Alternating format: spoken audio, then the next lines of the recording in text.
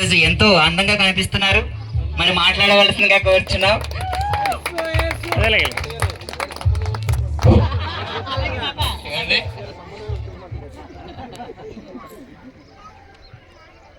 ఈ సభకు వచ్చినటువంటి పెద్దలందరికీ కూడా నా నమస్కారములు. చిన్న పిల్లలందరికీ కూడా నా ఆశీస్సులు.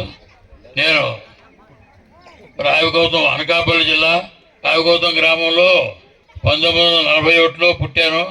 మా నాన్నగారు ఒక్కడే ఒక కొడుకుని, తర్వాత 5 ఆడపిల్లలు. అయితే ఆయన ఎన్నో కష్టాలు పడి నన్ను ఎంతో అభివృద్ధిని తీసుకొద్దామని చెప్పి పాపం ప్రయత్నం చేసుకున్నందుకు పాపం ఆయన తగ్గట్టుగా ఆర్థిక స్థోమత లేకపోబట్టి ఏం చేయాలంటే ఏదైనా ఒక ఉద్యోగం చేసి నాన్నగారికి చేదోడు వాదోడుగా ఉందామని చెప్పేసి 59-60లో గుత్తూరుపుట్టు ముంచుకుపుట్టులో అంటర్నేట్ టీచర్గా జాయిన్ అయ్యానండి. జాయిన్ అయ్యి 1 సంవత్సరం ఉండి అరకు వ్యాలీ ట్రైనింగ్లో 2 సంవత్సరాలు బేసిక్ ట్రైనింగ్ అయిపోయారు. వెంటనే 1962లో మేలో వివాహం జరిగింది. జరిగిన వెంటనే రాయగౌతం మండలం సమితి ప్రెసిడెంట్ గారు ఏం చేశారంటే ఒక పద్యం చదివారు. ఇది అప్పించేవాడు వైద్యుడు ఎప్పుడు తెగవారు ఏరు నిజులు తప్పటిగా ఊర ఉండవు తప్పడుకున్నట్టు ఊరు సొమ్ముకొంది అని పద్యం చదివి మీరు బ్రాహ్మణులండి, పంతులండి, మీరు మా ఊళ్ళో పనిచేయాలని అన్నారు. మరి ఏం చేస్తామని కాదని చెప్పి జాయిన్ చేశాను. 62, 64 చేశాను. కానీ సర్వీస్ రిజిస్టర్ వెరిఫికేషన్ చేయడంలో నేను ఏజెన్సీలో ట్రైనింగ్ 3 సంవత్సరాలు పనిచేస్తానని చెప్పేసి బాండ్ ఎగ్జిక్యూట్ చేశాను. చేసిన తర్వాత దాని ప్రకారంగా జిల్లా పరిస్థితికి వెళ్ళాను. చేసి మళ్ళీ నాకు హార్ట్ ఇప్పించాడు సార్ అని చెప్పేసి అంటే పాడేరు మండలంలో ఇచ్చారు. పాడేరు మండలంలో చేసేటప్పుడు ఆ రోజు సమితి ప్రెసిడెంట్గా ఉండేటువంటి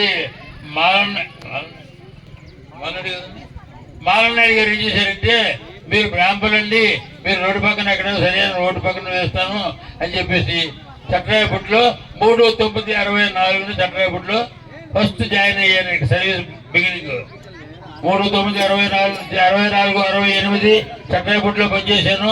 68 to 76 మరగచంద్రలో చేశాను. 76 to 82 కందమావిడి. అంటే మరగచంద్రలో చూడగా కందమావిడిలో ఉండే మాస్టర్ గారు అనారోగ్యంగా ఉండడం వల్ల అక్కడ సరైన టీచర్ ఎవరైనా వెయ్యాలి అని చెప్పేసి వీడియో గారు వీళ్ళంతా కోరి నన్ను ఏం చేయాలంటే అక్కడ కందమావిడి ట్రాన్స్ఫర్ చేశారండి. అయితే అక్కడ 82 దాకా పనిచేశాను. చేసిన తర్వాత అక్కడ కందమావిడి స్కూల్ కూడా కందమావిడి స్కూల్లో బాగా డెవలప్ చేసి దాన్ని హై స్కూల్ చేద్దామని చెప్పేసి 6వ తరగతి స్టార్ట్ చేశాను. కానీ అక్కడ పరిస్థితులు నాకు తట్టుకోలేక వీడియో గారి దగ్గరికి వెళ్ళి అయ్యా నేను ఇక్కడ చేయలేనండి, ఎక్కడైనా మీ ఇష్టం ఏజెంట్ వెళ్ళిపోతాను అన్నాను. అంటే ఎప్పుడు కావాలంటే నీకు ఏం కావాలో 3 ప్లేసులు ఇచ్చారండి. 3 క్వార్టర్ గారు ఇవ్వండి, రోడ్ సైడు పిల్లల చదువులు కూడా ఉంటాయి అని చెప్పేసి అంటే సరే క్వార్టర్ గారు వేశారండి. క్వార్టర్ గారు వేసిన తర్వాత పనిచేశానండి. 82, 88 చేశానండి. అక్కడ ఒక డిసిప్లిన్ వచ్చి ఏం చేశారంటే ఇక లాభం లేదండి, నేను కిందకి వెళ్ళిపోతాను, నా తల్లిదండ్రులు వార్ధక్య దశలో ఉన్నారు, వాళ్ళు పెద్దవసర బాధ్యత నాకుంది కాబట్టి దయచేసి కింద ట్రాన్స్ఫర్ చేయవలసిందని చెప్పేసి అంటే రోల్గుంట మండలం జానకిరాపురం గ్రహారం వేశారండి. వేసేసరికి బయలుదేరి వస్తున్నానండి. వస్తూ ఉంటే సామాన్లు పట్టుకొని వస్తుంటే మన చైర్మన్ గారు సభలు ఎదురయ్యి ఎక్కడికి వెళ్తున్నారు మామగారు ఉన్నారు. అంటే లేదండి నాకు మీ దయ వల్ల రోడ్డు మండలం అయిపోయింది, రేపు జాయిన్ అయిపోతున్నానండి అన్నాను. అలా కాదండి మీతో మాకు మాట్లాడే పని ఉంది, గెస్ట్ హౌస్ రమ్మన్నారు. రాత్రి గెస్ట్ హౌస్కి వెళ్ళానండి. వెళ్తే బాగూరు ప్రజలంతా కూడా మిమ్మల్నే కోరుతున్నారండి, కాబట్టి మీరు ఒకసారి బాగూరు వెళ్ళి 1 సంవత్సరం 2 సంవత్సరాలు పనిచేసి ఆ స్కూల్ని డెవలప్ చేస్తారని చెప్పేసి నేను కోరుతున్నానండి అని చెప్పేసి అంటే వెనకదలు మా అబ్బాయి అన్నాడు, తప్పండి పెద్దవారు కోరిన తర్వాత మనం వెళ్ళాలి అన్నారు కదా అని చెప్పేసి నేను గవర్నమెంట్ మండలం క్యాన్సిల్ చేసుకుని మనం బాగా ట్రాన్స్ఫర్ చేసుకుని వచ్చానండి. వచ్చిన తర్వాత ఇవాళ మరి చెబితే మీరు బాధపడతారు. నేను ఆ స్కూల్ బిల్డింగ్ తర్వాత మన వాసన కొడుకు వీళ్ళిద్దరు మళ్ళీ ఇద్దరు నేను బిల్డింగును ఎదురా మన మీద చేశారని చెప్తే ఇక లాభం లేదు చెప్పేసి ఇంకా మాట్లాడు ఇక లాభం లేదు చెప్పేసి ఏం చేశారంటే వెంటనే ఫ్యామిలీకి షిఫ్ట్ చేసేయాలని చెప్పేసి వెంటనే ఫ్యామిలీ షిఫ్ట్ చేశారండి. చేసిన తర్వాత అప్పుడు సర్పంచ్ గారు బొడరాజు గారు, ఎంపీడీసీ చెప్పినటువంటి తౌడరాజు గారు, బాగూరు మురుసుగు చేసేటువంటి అప్పరాజు గారిని సాయం తీసుకుని చుట్టుపక్కల గ్రామాలకు వెళ్ళి అబ్బాయి మన స్కూల్ పడైపోతుంది, మనం స్కూల్ మనమే బాగు చేసుకుంటా అవుతాము, మనం బాగు చేసుకోవాలి అని చెప్పేసి అంటే పాపం దడదడలాడుతూ పిల్లల్ని జాయిన్ చేశారండి. ఎక్కడో పిల్లలు హాస్టల్లో చదువుకున్న పిల్లలు కూడా మా సర్టిఫికేట్ మాకు ఇచ్చేయండి, మాకు మాకు మంచి బస్సులు వచ్చారు, మేము అక్కడ జాయిన్ చేసుకుంటాం అని చెప్పేసి జాయిన్ చేశారండి.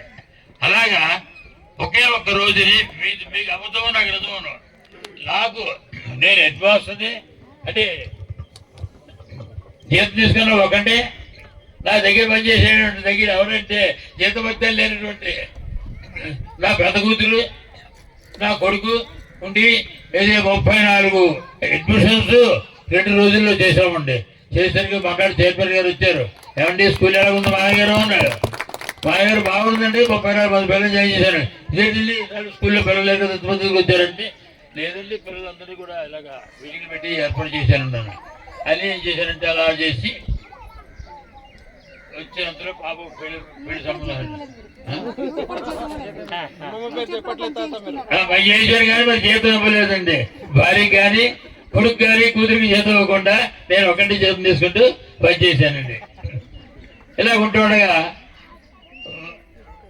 నా పాపకి పెళ్లి సంబంధం రైట్ అయిపోయింది అని చేత వెళ్ళిపోతున్నారు అని చెప్పి ఏం చేశారంటే హై స్కూల్ కావాలి, అప్పర్ మిడిల్ స్కూల్ కావాలి అని చెప్పేసి దరఖాస్తు పెడితే ఈ చుట్టుపక్కల ఎక్కడా కూడా యూపీ స్కూల్ లేదు, యూపీ స్కూల్ లేదు కాబట్టి ఇక్కడ యూపీ స్కూల్ చేయాలి అని చెప్పేసి మా చైర్మన్ గారికి చెప్తే మామగారు బెస్ట్ ఏం చేస్తారో చేసుకోండి మీకు అప్పచెప్పించాను అన్నారు. అన్న తర్వాత అప్పుడు నెమ్మదిగా పట్టుకుని చుట్టుపక్కల స్కూల్స్ 5-6 స్కూల్స్ వాళ్ళకు సెన్సస్ తీసుకుని ఇక్కడ ఎంతమంది పిల్లలు ఉన్నారండి, ఇక్కడ వాళ్ళ స్కూల్లో ఎంతమంది పిల్లలు ఉన్నారండి, వీళ్ళందరినీ కూడా పాకూరు స్కూల్కి జాయిన్ చేస్తారండి అంతే. కాబట్టి I want to UP school అన్నాను. అంటే మా బిడ్డ అన్నారు గ్రాంటెడ్ అన్నారండి. గ్రాంటెడ్ అన్నారు చేశాను. ఈరోజు గ్రాంటెడ్ అయిపోతే 6వ తరగతి జాయిన్ చేస్తే పిల్లలు లేరు. అప్పుడు ఏం చేయాలంటే ఇంక లాభం లేని చెప్పేసి పాత సర్టిఫికేట్లు అన్నీ కూడా తీశానండి. టికెట్ షీట్లు తీసి అందులో ఎవరైతే ఉన్నారో చెప్పి బాగా వచ్చి ఒక 15 మందిని సర్టిఫికేట్ తీసుకుని అబ్బాయి మిమ్మల్ని హై స్కూల్లో జాయిన్ చేస్తాను.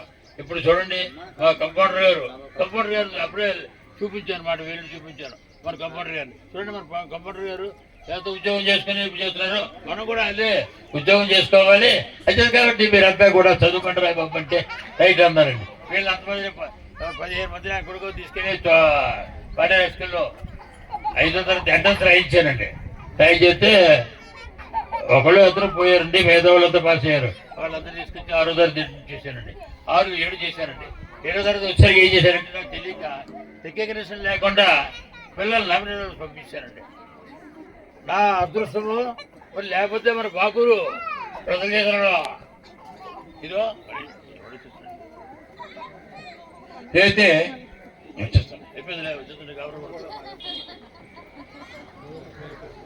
అందులో ఇక్కడి నుంచి కాకినాడ నుంచి డైరెక్టర్ జూనియర్ డైరెక్టర్ వచ్చాడండి. చైర్మన్ గారు తీసుకొచ్చారు. ఆయన నాకు తెలియదు ఎవరో స్కూల్లో పాట చెప్పుకుంటున్నాం చెప్తుంటే వచ్చారండి. వచ్చిన తర్వాత ఎవరు మీరు బాగున్నాను నేను ఇలా పలానా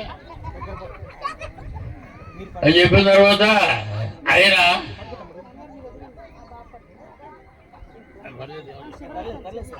వదిలేండి వదిలేండి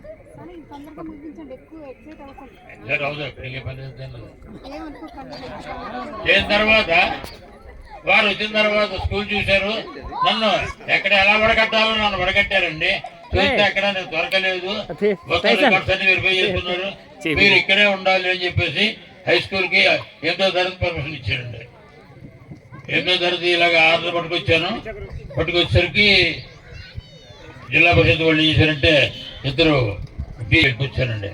చేసిన తర్వాత అలాగ చేసి ఆఖరికి ఇవాళ మనం బాకూరులోనే యూపీ స్కూల్ నుంచి హై స్కూల్ చేసిన తర్వాత ప్రజలందరి తాలూకు మన్నలను పొంది 31/7/1999 పదవీ విరమణ చేశానండి. పదవీ విరమణ చేసిన తర్వాత తెల్లవారితే రిటైర్మెంట్ అవుతాను అనేసరికి కడుపులో ఒక రకమైన బాధ వచ్చిందండి. బాధ వచ్చి ఏం చేశారంటే ఆ స్తంభం ఏర్పడి అలా నిలబడి ఏదో ఆలోచిస్తున్నానండి. ఏదంటే ఇద్దరు పిల్లలు ఒకటో క్లాస్ చదువుకున్న పిల్లలు రీక్షన్లో ఉన్న పిల్లలు ఇద్దరు వచ్చి లెక్క పట్టుకుంటే మేస్టర్ మా క్లాసులో వాళ్ళు మేస్టర్ లేరండి, మేము తాత రా అన్నారండి. తాతాని పిలిచేవారండి. అందరూ కూడా ఎవడో మేస్టర్ పిలిచేవారు కాదండి. ఇక్కడ తాత మామ అన్న ఈ వాయిలు పిలిచేవారండి. అయితే ఎవరు ఎందుకర్రా అంటే మా క్లాసులో మేస్టర్ లేరండి. చేసి నెమ్మదిగా ఇద్దరు లెక్కట్టుకుని తీసుకుపోయారండి. తీసుకెళ్తే ఎందుకర్రా తీసుకొచ్చారంటే మీరు పాటలు చెప్తారు, మరి రేపు నుంచి మాకు పాటలు చెప్పేవాళ్ళు లేరు, కథలు చెప్పేవాళ్ళు లేరు, ఎక్కాలు చెప్పేవాళ్ళు లేరండి అని చెప్పేసి చెప్తే అక్కడ పొద్దున్న నుంచి సాయంకాలం దాకా ఆ ఒకటి క్లాసులో కూర్చొని 37 సాయంకాలం రిటైర్ అయిపోయి ఇంటికి వెళ్ళిపోయానండి. వెళ్ళిపోయి నా స్వగ్రామమైనండి రాఘోతంలో స్థిరవాసం చేసుకున్నాను. నా అదృష్టం బాగోలేదు. 29/9/1999 మా వాసు స్వర్గశ్రీ అన్నాడు. ఆ వేళ నుంచి కూడా నాకు అనారోగ్యం వచ్చి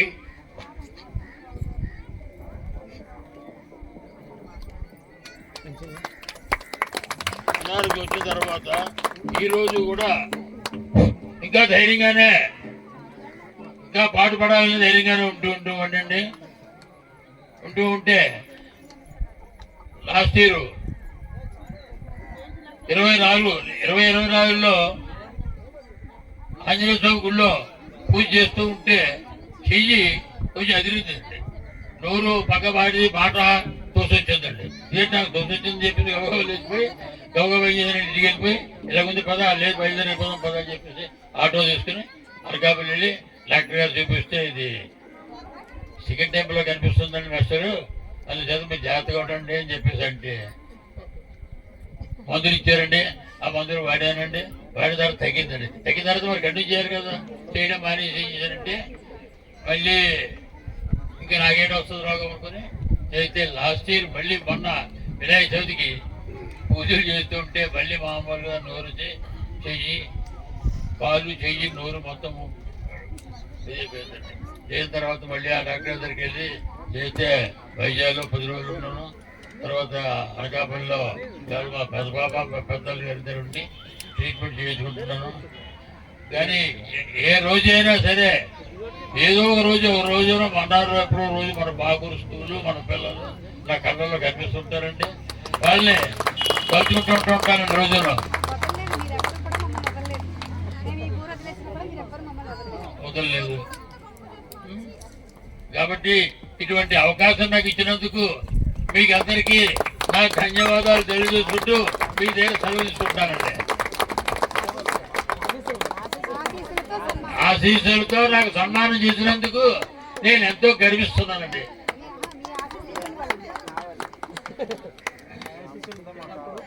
ఆశీస్సులు ఎప్పుడు ఉంటాయి, ఎల్ల వేళలా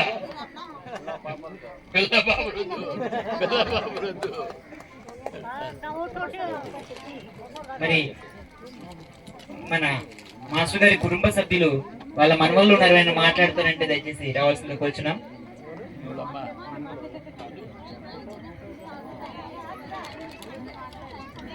మాట్లాడతారమ్మా? మనవలు ఎవరైనా మాట్లాడదాం అంటే మీలో ఎవరైనా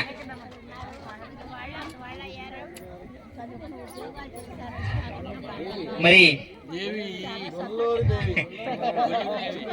మన పూర్వ విద్యార్థి గొల్లూరు దేవి గారు, గొల్లూరు దేవి, ఈశ్వరమ్మ, సరస్వతి, సుభద్ర వీరందరూ చాలా జట్టుగా ఉండేవారండి.